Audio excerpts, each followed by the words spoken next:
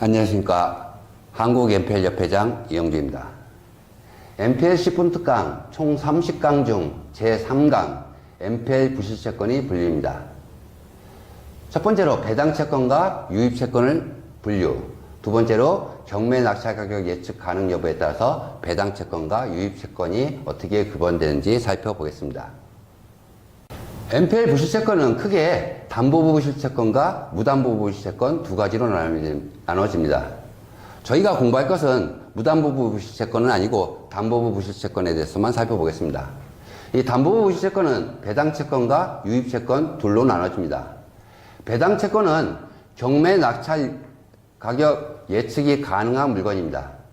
주로 주거용 부동산이 배당채권이 되겠습니다. 또 경매 낙찰가율로 보면 경매 낙찰가율이 80%인 부동산이 배당채권이 되겠습니다.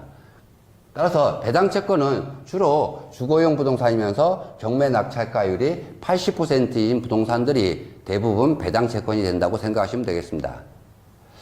MPL 강의를 듣고 오신 분들이 대부분 주택을 갖고 와갖고 아파트 채권을 갖고 와갖고 낙찰을 받기 위해서 아파트 채권을 사려고 한다고 하면은 사실상 어렵습니다. 왜 그러냐면 아파트 채권, 즉 주거용 부동산은 대부분 다 배당 채권입니다. 그 다음에 유입 채권입니다. 유입 채권은 경매 낙찰 가격 예측이 보통 어려운 물건입니다. 주로 비주거용 부동산이 유입 채권입니다.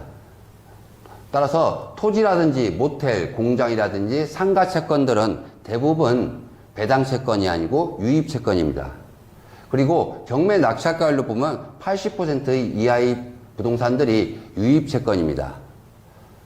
따라서 어떤 분들은 토지를 갖고 온다든지 또는 상가를 갖고 와서 이걸 배당 투자를 해보겠다고 찾아오시는 분이 많은데 이런 채권은 배당 투자로서는 일반적으로 적합하지가 않습니다. 유입 채권으로서 적합한 채권이라고 생각하시면 됩니다. 따라서 MPL을 갖다가 빨리 정복하시려면 배당 채권과 유입 채권을 갖다가 어떻게 구별할지를 갖다가 빨리 이해를 하셔야지 여러분이 투자 방법을 갖다가 배당 투자로 갈지 유입 투자로 갈지를 정하시고 거기에 따라서 물건을 찾을 수가 있게 되겠습니다.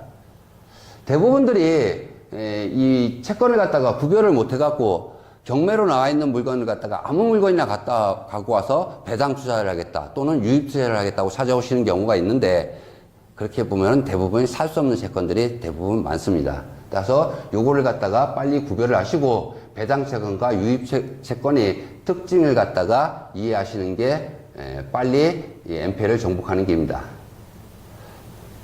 다만 주거용 부동산 중에서 풀로 나온 채권이 있습니다. 가령 주거용 부동산인데 시행을 하다가 부도가 난 물건, 가령 연립주택이 8채가 나왔다든지 10채가 나왔다든지 이렇게 풀로 나온 채권이 있습니다. 이런 채권은 주거용 부동산이지만 배당 채권은 아니고 보통 대부분 유입 채권으로 가야 됩니다.